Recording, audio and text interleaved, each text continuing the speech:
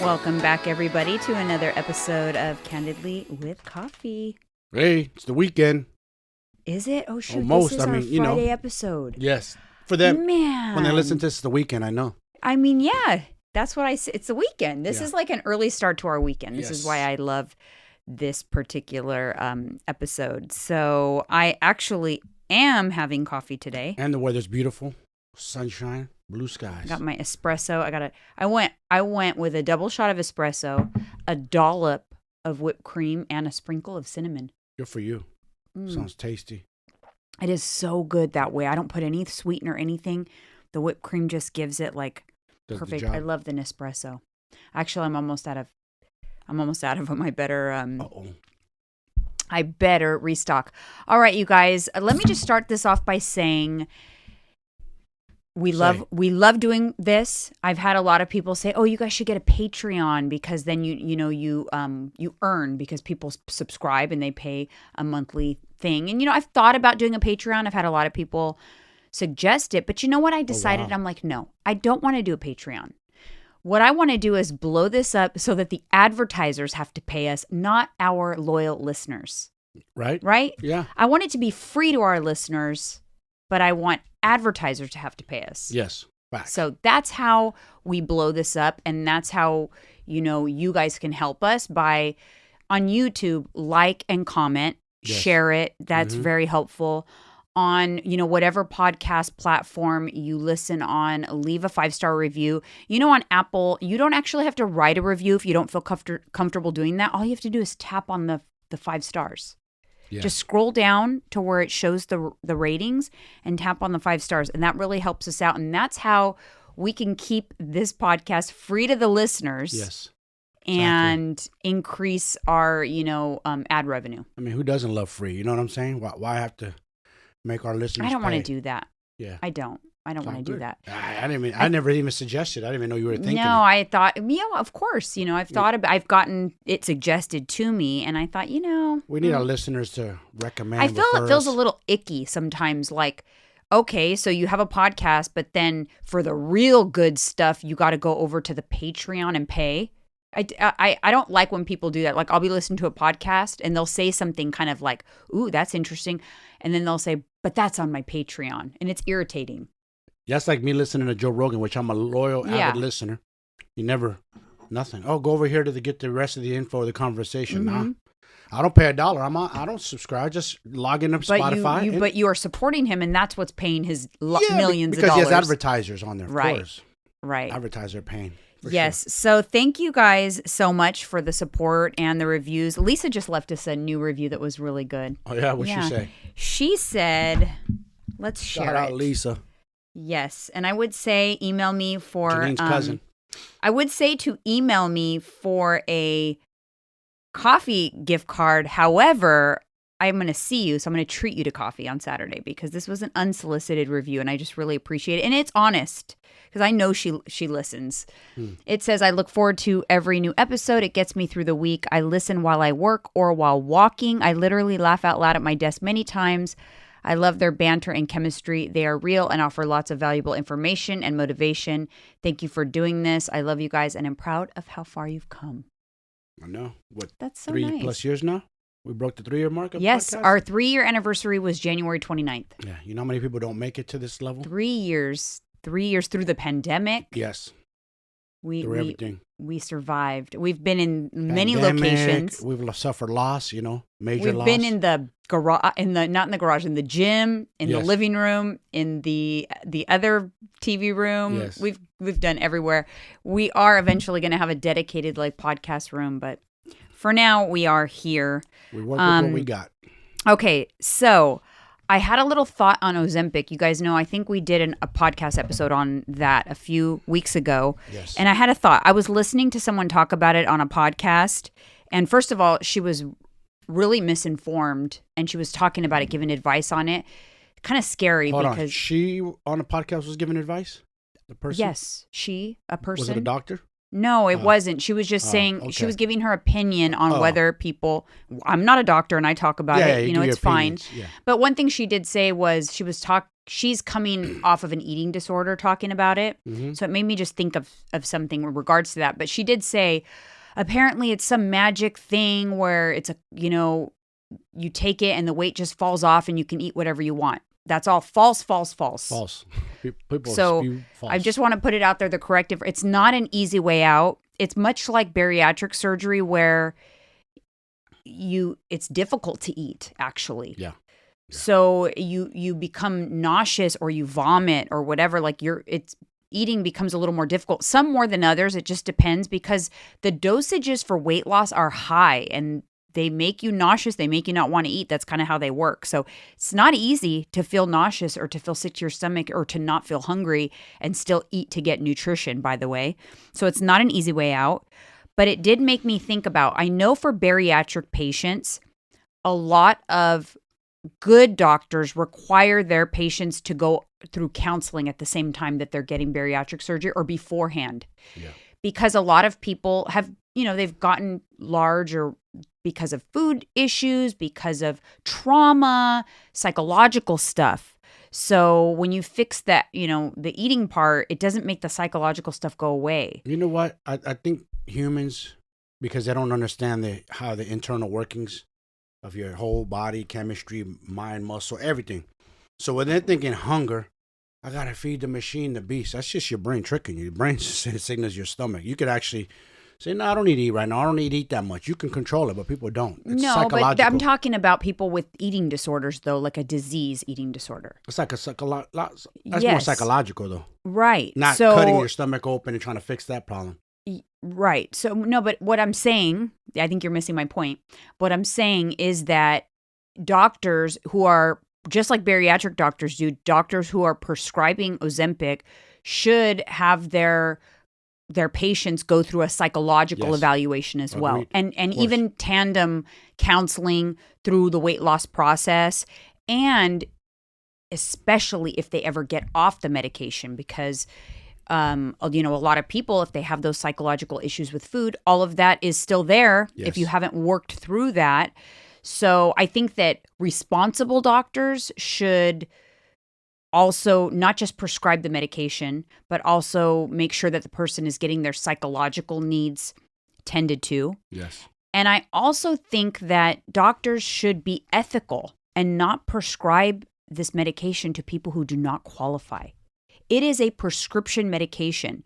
You are not supposed to get it unless you qualify as obese or have life-threatening diseases. I don't agree with it for people who don't qualify. Like celebrities using it to lose weight? Yeah, I don't. And we're going to talk about celebrity weight loss here in a second, so it's a good segue, but I don't agree with that. So I just wanted to put it out there. My opinion is still, I think it's a great tool for weight loss for people who qualify, but I also feel that I'm thinking of the people with the trauma around food and the disorders, that it's really important that they get the psychological help that they need simultaneously and preemptively and postemptively when taking the medication. Mm-hmm. I haven't heard a lot of people talk about that, and it just made me think about it when I heard this person talking about her thoughts on it, even though some of her thoughts were not correct. But anyways, I thought I would put that out there.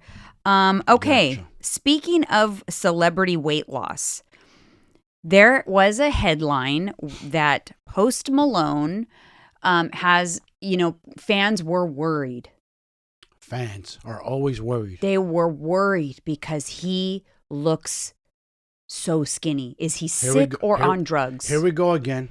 This is the shit I hate. Here we go again. Every time somebody's losing weight, you're getting too skinny. Or is that person on drugs? Or are they not eating? Or are they starving themselves? Yo, man, you guys got to change the goddamn narrative, man. This society's tricking you. Going large is not the way. That just leads to a plethora of health issues, you guys. Is he sick or on drugs? Yes. That is the consensus. And this just drives me crazy because he went on a weight loss journey. He talked about it 5 or 6 months ago. Yes, he did. Harvey, we saw it on TMZ, and Harvey even talked about it, that he mentioned it to Harvey, like that he was on a journey and he had lost some weight and, he's feeling good. His family had to come out and kind of say like, hey, you guys, he is doing the best physically and mentally than he has in a really long time. he's not on drugs, he's not sick. But it just irritates me that right away when somebody loses some weight, they go to that. Yeah. They must be sick or on drugs. And now it's going to be like everyone says Ozempic. It's so annoying. They'll just comment one word, Ozempic. Who cares? We don't know what he did because he hasn't come out and shared that. So there's no reason to speculate. Why does he got to use Ozempic? Why can't he just do hard work, have a trainer? But everyone's... He's a rich dude. He could afford meal prep 7 days a week, round the clock. The guy has money. He can afford a personal trainer. He has the money and resources to get in shape and fit. That's just the new thing for people to say because they perceive it to be an easy way out, which, like I said, not an easy way out. It's actually not, but I'm not saying that that's what he did because he hasn't come out and confirmed what he did. And you should not assume what somebody has done. You shouldn't assume what they're doing, including drug use and being sick or ill. And I can say I was accused of drug use in my family many years ago when I lost my weight. I did it in a fairly short period of time. The 100 pounds. Yeah. I actually just was talking about this with my clients. I lost 100 pounds by eating 1,200 calories a day, and I did it for 6 months consistently. I did not deviate ever. Like I was to the T. I did not deviate, and I lost the weight. That's hard to do. So what did everybody in my family, I'm talking about extended family, not my immediate family, they spread rumors that I was on drugs. Like crack, like that kind of drugs, like serious drugs. It was a rumor, a serious rumor that was in my family because it's just impossible for me to have lost weight by dieting. I'm sorry, I got to say this. I don't mean to offend any of you guys, but why is it always that people are so concerned when someone loses weight? But no one says nothing. That person gains a lot of weight and gets hella fat. Yeah. It's like, don't address the elephant in the room. Like, nah, you're getting fat, homie. Like, what's going on with you? Yeah, no one questions that. What's up, homie? They don't do it in the other... What are you doing? Are you on drugs? Why are you eating so much? What's the matter? Yeah, they don't do it in the other way around. No. If you do, oh, you're insensitive. You're this, that. I could talk shit because I've been on the other side. So I got every right to talk shit. Well, and I'm wondering if people said that about me when I went on keto and got super lean and thin. Yeah. I lost hella body fat and weight. Maybe. I don't know, but I know for sure Accuse for me me of being on drugs. it was an issue for sure. Oh my God. And I have a prediction. My prediction is that there's another famous celebrity that is on a weight loss journey right now. A famous celebrity? Yes. And they're very known for being overweight. Do you know who that is? Yes, I do. It took me a second to recognize her. Okay, so the one that was pushing for big girls, right? For those of you who are listening on the podcast, I'm going to be putting up all these pictures. So this is an episode you might want to go over on YouTube and watch. This person is famous for being overweight. Yes, her name is Lizzo. Yes, Lizzo. I noticed that at the Grammys, she looked smaller to me. Yes. I was like, huh. That side by side is a huge difference. That's probably about 40 pounds. That looks to me maybe about 50 pounds. Maybe 50, yeah. I spy with my eagle eye a weight loss journey. Yeah. For someone who has become very famous and very for the body positivity movement and embracing, she loves being large. She's on a weight loss journey. She probably got a health scare and it woke her ass Exactly. up. You play around. Listen, you play around in that obesity for too long, and then you start going to morbidly obese. Mm-hmm. F around and find out how your heart's going to do. Remember, we talked about this before. And this is going to be a great episode to bookmark because mark my words, next Grammys, next year you're going to see a different Lizzo. Yes. And they're going to be angry at her. They're going to be angry. The bigger people community. And listen, I'm not trying to be mean or insensitive, guys. I'm not trying to offend you. I get it. It's a battle for me too. I don't have a hard time losing weight myself. It's not easy. I have to work my ass off, and I have food demons that I have to conquer myself. So I'm not talking smack. But what I am saying is, I know when I was on the other side, I was probably like 1 foot in the grave, straight up, especially with my blood pressure. So you have to, being large is not the way, man, or being overweight. It's just not. That's not good. That's not good that she was pushing that, preaching that, because people like myself who have diabetes on my mother's side of the family, my mother, all her sisters had it. So what do you think is going to happen to me or any of my siblings that will become obese or overweight? We're going to hang with diabetes and probably suffer the same fate my mother and die young. It's true. Die in our 60s from heart failure. I'm just saying, I'm being honest. People, they always look at the size and they want this physical body, but it's about health internally, the most important out of anything. I remember you and I having a discussion about Lizzo. I think we talked about it on a body positivity podcast episode, maybe like a year ago. Mm-hmm. I think we talked about it then, like eventually she was going to lose the weight. Yes. It's happening. I can see that it's happening. I noticed right away at the Grammys, and it'll be very interesting to see how her tribe responds to that. And you know what? Let's stay on this for a second. Mm-hmm. 2 celebrities that got hella shit for losing weight. I was just going to bring that up. Yeah. And instead of going like this, 2? Good job, congratulations, yay! They like put them down. Okay, who are the 2 you're thinking? Damn. Adele. Adele's one of them. Me. And Adele. There's a white and actress. Melissa McCarthy. That was another one too, but there was another one. Yes, something. Rumor Willis is there you another go. one. That one. Rumor Willis. Yes. Those are all people who were famous for being large. And went on a weight loss journey, and they did get like backlash because people, it made them feel good to see somebody, representing like the larger community or whatever. But should they do that at their own expense for health? Should they feel obligated to stay that way because it makes other people feel comfortable? No. Oh, you mean because the fans have something to say? Always? Yeah, it's because the fans, they like it. They go, oh, she's so beautiful like that, whatever. It's the body positivity movement. Yes. And then they get backlash. No one's saying she isn't. No one. All of them. Look how much weight Adele lost, and look at her. She's like a whole different woman. Mm-hmm. Oh, my goodness. She transformed herself. Guess what? Her levels got up, and now she's off the market. I'm just saying. It's just very interesting to me how people respond, and it'll be very interesting to see how they respond about Lizzo, because that is coming. It's for sure coming. And not to be mean, how much you think she weighed in that bigger picture that you just pulled I think maybe like 400 at least. Oh my goodness. For a man, that's excessive. Pounds. For a woman who's your guys' frame is not meant to be that big. Yeah. Yikes. She probably got a health scare, I'm telling you. Probably got blood work, and her doctor was like, yo, you need to turn this around or you're not going to live very long. Right. Your body is only your vessel, this vessel that we're born in can only handle so much. You're going to burst your heart eventually. Something's going to burst. It's going to give. There's no way around it. We're not meant to be that big. Humans are not meant to be that big. Well, I mean, we're just not. No. We're not. It's a lot. It's like like taking a Honda Civic and using it as a transport vehicle and transporting thousands of pounds of cargo on a Honda Civic. Yeah. The frame is not built for the cargo. The car will break down. Yeah, it'll break. It might get away with it a few times, but it's going to break. Right. The tranny, the rear, and the motor, something's going to snap. Something's going to give. Yeah. It might work for a while. Yes. But then, when one thing breaks, guess what happens? Boom, boom, boom. Yes. A bunch of things go. Mm-hmm. Things just start going. Yeah. That's what happens. Yeah. So. But it's just very interesting to me, and we were watching TMZ, and Harvey Levin actually said this, but why doesn't body positivity work both ways? Hello. Exactly.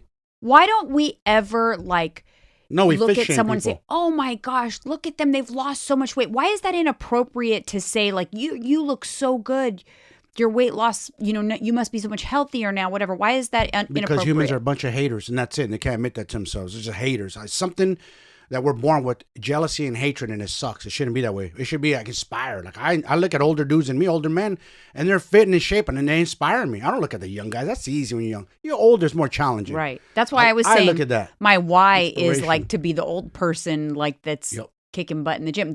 When I look around the class at Orange Theory and I see these older ladies in there kicking butt, I'm like, hell yeah. See? That's freaking awesome. Yes, exactly. And it's nice, when people recognize your work too. You're how old, and damn, you're in good shape. I get people all the time ask me what I do for training or this or that. I just love to work out. I like to do it all. Mm-hmm. I don't know, cardio, body, lifting weights, hitting bags. I have to say, I did definitely notice the newbies join Orange Theory, and not so much in January, but so far in February, I'm noticing a lot of newer people, bigger people. And I look at them and I just want to go up to them and be like, I'm proud of you for starting this journey. Yes. This is not easy. That's the hardest part. It's so hard to start. It's hard to get in there and you're uncomfortable and your balance is off and things hurt. It's hard. Your lungs hurt from breathing because you're not used to that.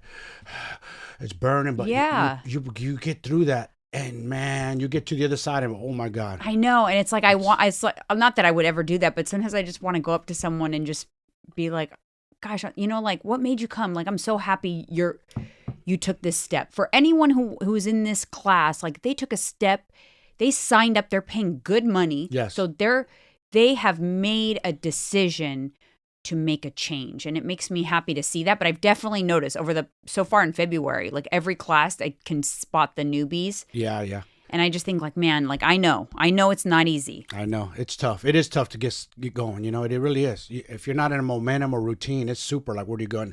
And to go from possibly not working out much, like an Orange Theory, that's huge, jumping out of your comfort zone type workouts. Yeah, it is. Even for you, that was a huge jumping out of your comfort zone. It was for me. Like my balance, there were things that I hadn't worked on my own. Yes. I had just lifted weights. So now what? How do you feel now? Your frame, your structure, my balance, my core. Strong, right? Strong core, important. Strong balance. Yes. Definitely better. I'm much more aware of my body and how it's moving and how it should be moving and how it should be positioned. Yes. Right? It's like awareness. It's all the 5 kinetic checkpoints. You got to know. But it's important to know that. Yeah. You feel like your machine is operating right when you're working out. Right. Everything's clicking. It's the best, the balance. But balance is so important, folks, because when we get older, you don't want to fall down and break a hip. Mm-hmm. That's usually a death sentence. Yeah, I used to work in an old senior living home, I should say. I would say old folks. Don't say old, because we're old. We're old folks now, too. I used to work in a senior living facility in the kitchen, actually, but they had residences and there was a health unit on site. It was for very wealthy seniors. And when they moved out of their residence and into the health unit, you kind of knew like, okay, that's their final step before they pass away. Yes. And it was always a fall that got them there. More often than heart attacks and things like that were falls. Yeah. Even my mother survived her fall. My mother barely survived her fall. 12 years before she passed away, she had a near fatal fall. And again, it was because of not having that awareness of your extremities and the changing, when the ground shifts or when you're walking on sand uneven or surface stone. Or sand. Yes, you have to know your what's that called? Proprioception. Like your body knows to adjust. It's all about balance. But if older people don't have balance, they walk in the sand, they're gonna tip over. Yeah. Once your vessel goes to one side too much and your balance is off, you're falling down. Yeah. You know what's an interesting thing that we actually just learned that is a good way to work on your balance is do simple balance techniques with your eyes closed. Yes. And that increases the intensity of the difficulty, I should say, of the balance. But balance is critical, especially as you get older. If you have a good balance, you're going to, reduce the chances of having like a severe fall, severe injury, having to get like hip replacement surgery or something like that. Yeah. Exactly. I almost lost my mom to a fall. 2 of my neighbors on this street, they had falls that caused them to have like severe hemorrhaging in the brain, water in the brain, that then smacked their head on the ground. Yeah. Ooh. So very important. Yeah. Very, very important. Okay, moving on to the next headline. This is the hot coffee topic. Even though the previous one was kind of hot, but we're going to get hotter. Yeah. We are going to talk about Madonna at the Grammys. Uh-oh. So Madonna got a lot of judgy-wudgy people about her look at the Grammys. And granted, in some photos, I feel like she looks a little off. Big time. But what it is a lot of filler. She's had a lot. I mean, she's had to work. She's had a facelift. You can tell she's 64. She's got filler, but she's 64 years old. Let me put this into perspective real quick for you guys, people. I'm 48. My wife is 47. When we're kids growing up, when people are this age or even above 50, senior citizens were considered, 55 was considered senior citizen, correct? When we're growing up? Yes. 55 years old. 55. Okay. We're in a different era now. 64, and she looks like that. Let me put it into perspective for you guys. Different now. The Golden Girls, the show The Golden Girls, Betty White, Rue McClanahan, all those people. They're funny ladies. They were in their 50s. Doing that show? Mm-hmm. They were in their 50s. That's crazy.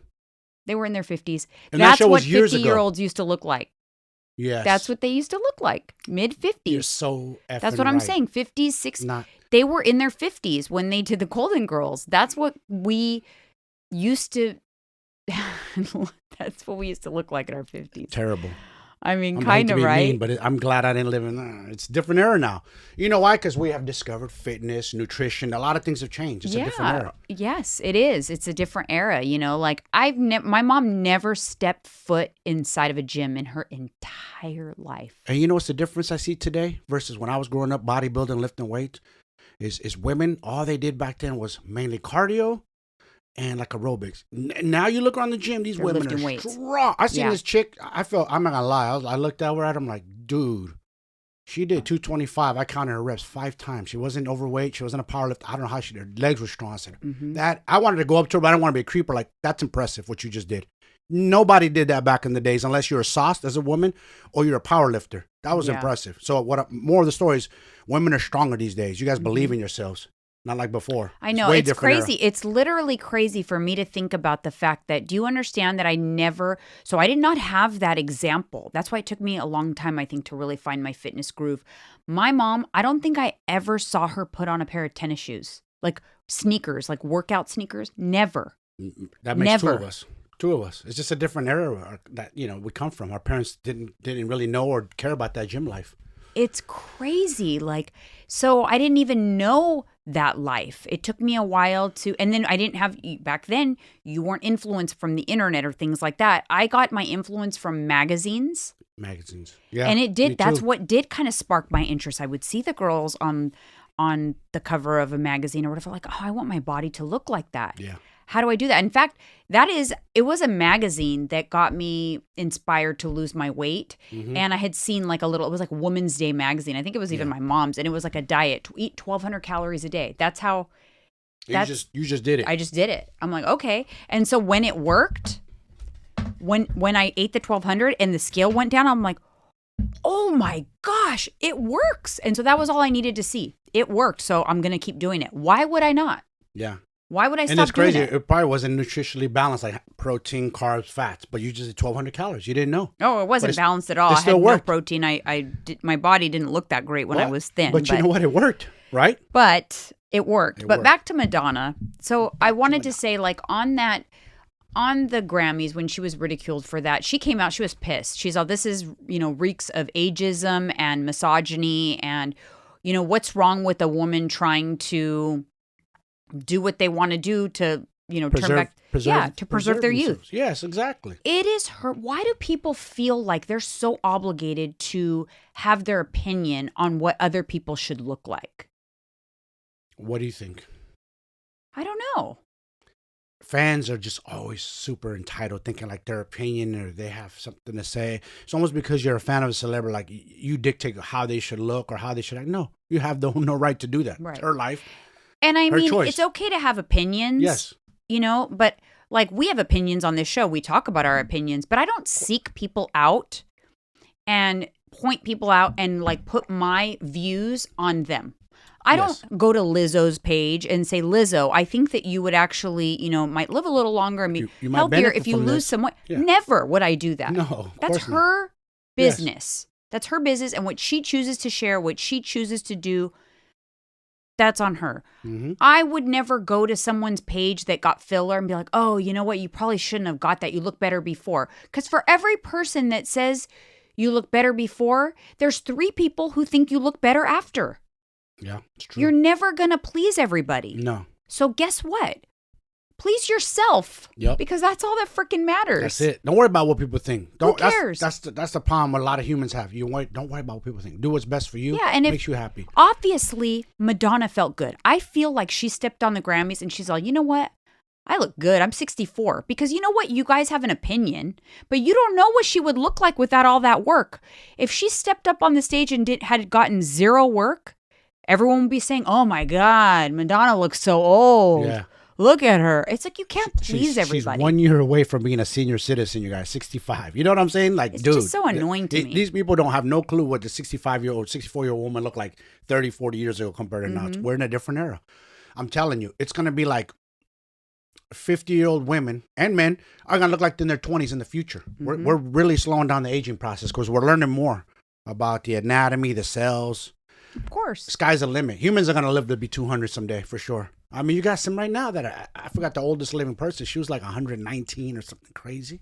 I know, it's crazy. But I mean, the moral of this story for me is do what makes you feel your best. Yes. Not what you think other people want you to look like, not what you think, other people might like. Because if you're always trying to please everybody, you're never going to be happy, because for every one opinion, there's I was gonna ask you, did you get a lot of shit from people when you first got your boobs done? The first time? Because it was a while ago, before you met me. Did anyone have any opinions about it?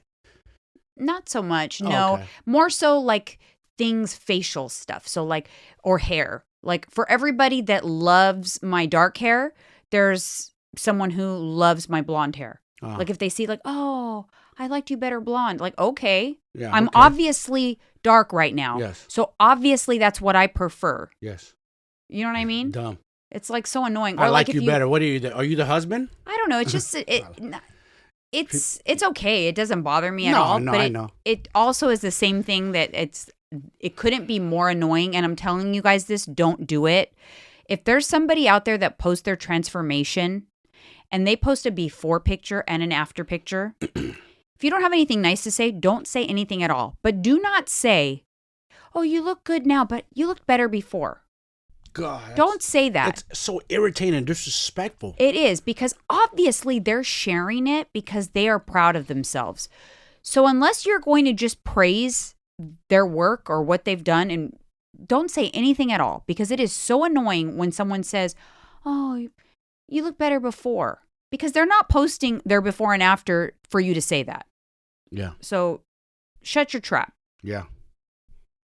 And people don't tell people you're getting too skinny, because if you're fat and overweight and they say, hey, well, you're fat and overweight, how are you gonna feel? Think about that. Don't be doing that. It's insulting.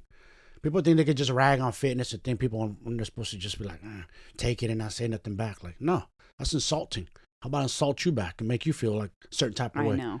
But we do that. Oh, we're fat shaming. We're this and that. No, we've both me and you, been on the other side of the spectrum, so we know what it feels like. No, I'm just saying, the that's table what works we both do. ways. This is the point. We don't just talk about, this is our platform. This is what we do for a living. So that's why we talk about it. We don't talk about it just because that's the only thing we ever think about. It's just because that is the topic of our podcast. As a weight loss coach, that is what we talk about for the most part. But yeah, in fact, someone made a comment, and I thought this was funny too, on a recent like a video that I have on, I don't know, it was Instagram or YouTube. I had a video where I make my little mozzarella cheese sticks snack.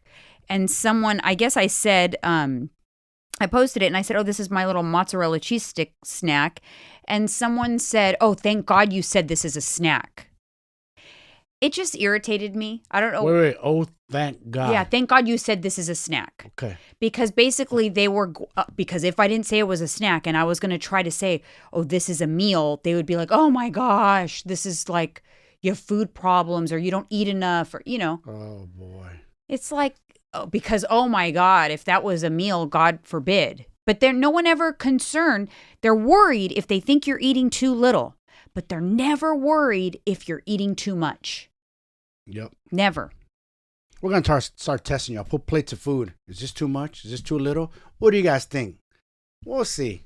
We'll see what people think.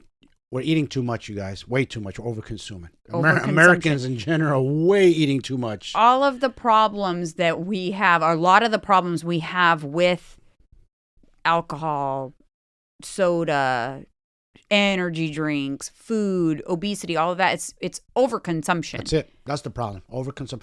Like you said, and not to get off topic, we went to Mexico. Basket of chips or what? Over there. Yeah. Basket of chips in America, like this. Basket of chips in Mexico, small. Yeah. See? Tacos, small. Here, like 3 times the size. Oh my gosh, the tacos in Mexico are macro friendly. Yes. They are. Those things are not more than 150 calories each. And you get a lot of protein. They have chopped onions, cilantro, chopped meat, a single corn tortilla, and salsa. They're literally macro friendly. I remember someone saying like, "Oh, I miss Taco Tuesday." Like they're dieting or something. I'm like, tacos are totally macro friendly. What do you mean? Yeah. Have Taco Tuesday every Tuesday if you want. You could, yeah. Just incorporate 100%. Incorporate in your, yeah, exactly. They're so macro friendly, portion controlled out. Like when you order tacos at Luna, those things are tiny. Yeah, perfect. I'm not stuffed. hate a damn burrito. I'm stuffed. I'm just saying, it's the truth. Burritos are heavy. Tacos a lot lighter side. So, yeah. All right. So, moving on. And I guess this is a special topic because Valentine's Day is coming up. And I actually was like, oh, wow. I was writing some of these notes when I realized, oh my gosh, it's perfect because it's like Valentine's Day. I finished watching the Pam and Tommy documentary, which was really good. And then I saw that there was some controversy on, apparently she, through making that movie, she'd reached out and was texting Tommy. She had sent him texts, and they actually released some of the text messages that were, kind of like... Making the movie? While she was making the documentary, because she had to go back and watch old videos and stuff. And she was just talking about how, we were so cute and our love was so pure. And she was like reaching out. He never responded to any of those text messages. I'm not sure who released them, but he's married, like happily married now with his current wife. I would ghost him too. I'm just saying. Why you want to change something that's in the past? Yeah. And I think that I would just want, it made me think about the terminology, because I think like, wow, they did have a special connection. So I started like looking into like couples with special connections, that you can see that it's almost magnetic. It's like Pam and Tom. We talked about this already, but I'll get into my point. Megan and MGK, Travis Barker and Courtney, Elvis Megan and MGK? Megan Fox. Really? Yeah, they have that animal attraction. Yes. You're right. But yes, and they refer to themselves they do. as twin flames. Who? A twin flame. So I wanted to look up, what is a twin flame? It's different than a soulmate. Uh-huh. And twin flames, the theory behind twin flames is they're literally a soul that was split in half and like came back as two different people. And so they find each other. And it's almost like, it's like magnets. Mm-hmm. But it could, and it doesn't always end in long-term relationships. They're very, they become toxic for each other. I know what you mean. Like they're meant for each other, but they're toxic. But they're toxic for each other. And so oftentimes they don't stay together, but that's what like a twin flame is. So those were some of the examples I found of twin flames so here's MGK and Megan Fox. Yeah, they both have their like wild style. I think Courtney and These Travis. two are like opposites, but their energy somehow. I think they're twin flames. I'm not sure if they're gonna, my theory is it might be a little over too much. It might not be like a forever thing. I don't know. Yeah, I don't know. Sometimes twin flames usually are not, like Priscilla and Elvis. Uh-huh. Twin flames, I think. So, yeah, those are some examples of twin flames. Then it made me think of, okay, well, what about a soulmate? What's a soulmate? So soulmates are different in that it's very much similar at the beginning of the relationship, like the twin flame, like when you find each other, it just works. Yeah. But soulmates, they just work effortlessly and they don't have that toxicity piece. And they are just, it's easy. Everything comes easy and they feel like they've always like this makes sense when they're together. And I feel like we definitely fall into that category. For me, like, and being the fact that I was married before, I feel that I recognized it because I had the example of like, I've been in a marriage before, whatever. I recognized it with us. Like, this is different because it comes easy. Yeah. And the empathy piece, like you almost like are just so in tune that you don't have to communicate because you're really in tune with each other. Yeah. And I felt that, like, even when you went through your situation, like I felt, when you had your, what do we want to call it? When you went. Psychotic breakdown? Yeah, psychotic break. When I turned into a maniac? When you were missing, yes. I knew in my heart you were still alive. And that's what I would call, because we're soulmates, because I could feel your feelings. It was like an empath type of thing. And the good news is for soulmates is they can and often can stay together forever. Whereas twin flames, you're like two identical, which I don't think we're identical. I understand what you're saying. We could both be wild, but one might be a little more excessively wild. We balance each other out. What would break the relationship. Right. And we balance each other out, I think. And I mean, that's how I feel. I actually recognized Beauty and the Beast. I recognized it pretty early on. And I remember, because like I said, I'm never come on here and say we have a perfect relationship, because it is absolutely not perfect. Mm-mm. We've had our moments. And I remember during our relationship when we had those rocky times, thinking to myself, man, he's going to ruin this and he's never going to be able to find it again, because I don't think he realizes that this is different. And that's what I would tell. I would literally tell myself that I knew. And that's why I think I stuck in certain times where a lot of people I think would not have, if I'm being completely honest, not to put you on blast. Yeah. It's all but because I knew it was different and special because of my experience. And I knew that you would realize that when it was too late. Yeah. And so I actually, because I haven't gone through this experience before. I'm learning as I go. I don't know how to be a husband. I'm learning as I go. Because I've done it before. I know that what we had was different. And a lot of times it's why we can't relate. Oftentimes when someone's they're complaining about their wife, or to me, people are complaining about their significant other. Men and I'm do like, that a lot. It's funny. And I'm like, it's different for us. I know I'm not trying to make it sound like it's perfect. No. But it's just different for us because we have, I don't know, a lot of unspoken connection. Yeah. And it was hard. I know you tamed the beast, man. I was a crazy dude before I got with you. Cut and run. That's what I used to do. Cut and run. I didn't stay together with nobody. I'm out. If I'm seeing you for a little bit and I'm bored, I'm not feeling, I'm out. That's how I was. That was my attitude. If it wasn't there, if it didn't click like with us, it clicked. So we gave effort, right? Right. We stayed in it.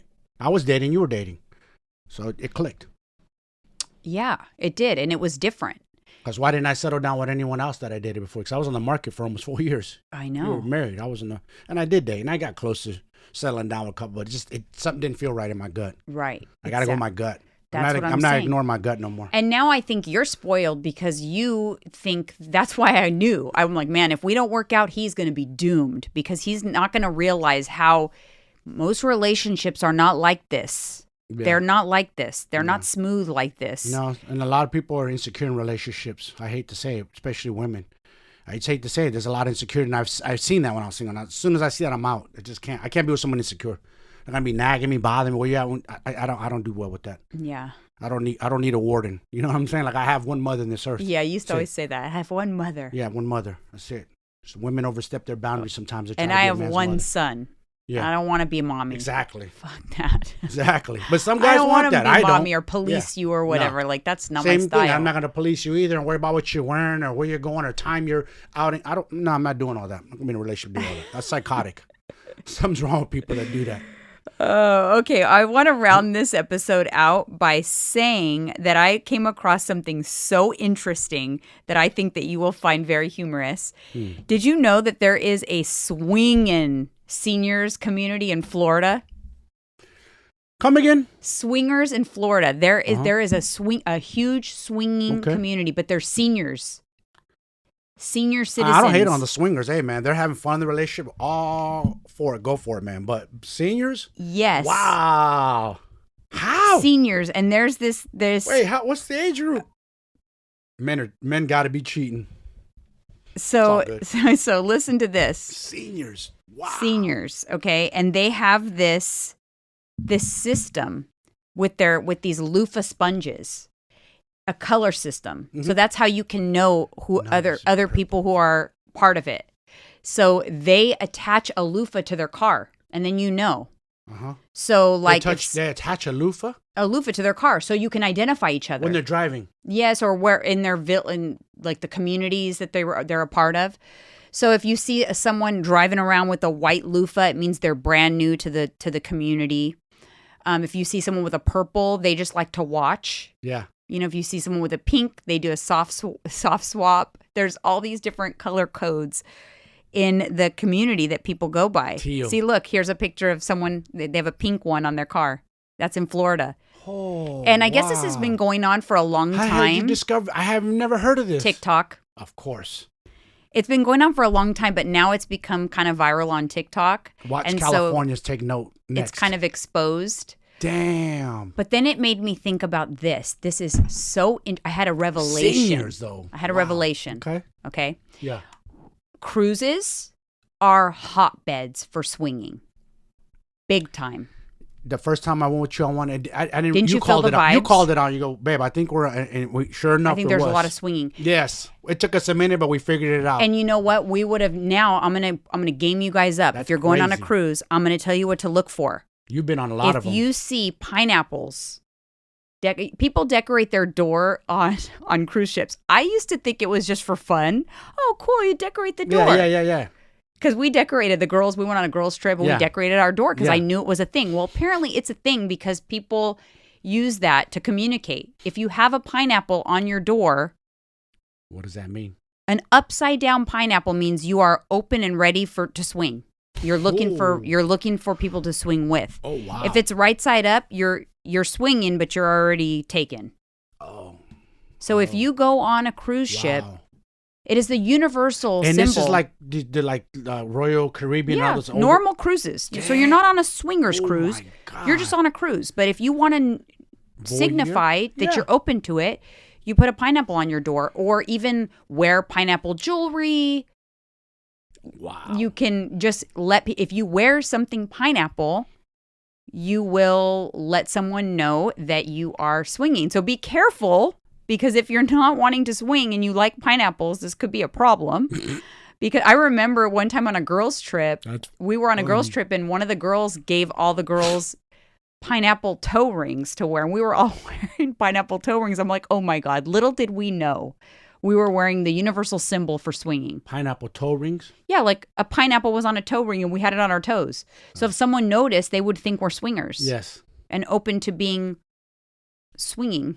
Wow. So isn't that interesting? Yeah. I never knew. So the next time you go on a cruise, and I know for a fact, now that I think back, I have 1,000% seen pineapples. I've seen people's doors decorated with pineapples. And now I know what it is. But next time you go on a cruise, look for the pineapples, okay? Then you're going to see the swingers. You're going to know who the swingers are. I definitely felt the swinging vibes, but if I would have known, I would have looked at their door. Oh, yeah, me too. I didn't know, though. We didn't know, and then we started kind of putting it together. We're like, hold up, something's going on here. Yeah. Then we got invited to certain parties. Yeah. I remember that on the cruise ship. I was like, hold up, okay. And then like then in the rooms, the parties in the rooms. Yeah, then we figured it. Then you figured, I think you're like, we think this is also a lot of swingers on here. And sure yeah, enough, I felt like there was a lot of swingers on that particular cruise. We didn't know, and we somehow found out that it Maybe, and you know how like seniors love cruises? Maybe there's loofahs on the cruise too. Maybe people put the loofahs on their door. Oh, wow. So if any of you guys know anything about this, comment on the YouTube video. I'm curious. Have you ever seen the loofahs? If any of our Florida listeners, do you see the loofahs? Now they're going to be looking. Curious. And number 2, if you've been on a cruise recently, have you ever noticed the pineapples? Or have you seen loofahs hanging on the doors on cruises? Because a lot of seniors go on cruises. Dude, I didn't know they were. What if you set your grandparents up like just as a joke? You knew your grandparents were going on a cruise, and you said, "Oh, hey, Nana and Papa, put this on your door. It's like a cool thing to do." And you put pineapples. Dude, can you honestly, imagine? it was kind of weird because growing up as a kid, you think grandparents, you're like, they don't have sex or old. You think like old people don't have sex anymore. Goddamn, I'm totally off. I don't know. We have help now, man. Thank goodness for a pill. That must be it. I guess. It's got to be it. But I mean, swinging seniors, it's a thing in Florida apparently, and I mean, TikTok has exposed it. Hey, so they're enjoying themselves. They're consenting adults, man. It's their thing, and if it makes their relationship stronger and happier, do your thing, whatever. guys. I have nothing. I think I'm fascinated. I would like to talk to some swingers. I know. If you're a swinger and you want to talk to us, let me know. I'd love to know. I'm curious. Have you ever had it? I have a couple of friends. That was swingers. Yes, I actually had. One blew up. One blew up. One didn't work because. They both did dirt on each other while they're away, but that's what usually happens. Yeah. I've had several couples. That is what usually happens. In fact, like a reality star, Megan King Edmonds and Jim Edmonds is like the famous baseball player. They were on Real Housewives of Orange County. It wasn't a swinging thing. It was a threesome thing with her best friend or whatever. They had threesome. He's married to that woman now. Oh, really? His wife and him are divorced, and he's married to the one that was part of their threesome. Wow. She talked about that on her podcast. That's what happens a lot of the times. But swinging, I had an experience when I was with Robert, actually. We went to a party, and there was a couple of other couples who were swingers, but You guys didn't know this, though. They were very friendly with us. And I thought, oh my gosh, we've never met them, but they're very friendly. And then one of our other friends said, hey, they're probably like eyeballing you guys because you're fresh meat and they're curious if you're swingers because they're swingers. I'm like, oh, hell no. No. That's a negative. Oh, man. So, but I am fascinated. I'm not judging. Like I said, to each their own. All. Do what you, the senior swinging, go for it. You want your pineapples on the door? Go for it. Cares. That's your own. That's your own deal. I just think it's funny, and I thought I wanted to point it out because if I were to ever go on a cruise, I'm definitely going to be looking out for the loofahs and the pineapples. Yep. All right, you guys. Thank you so much, and we will see you on the next one.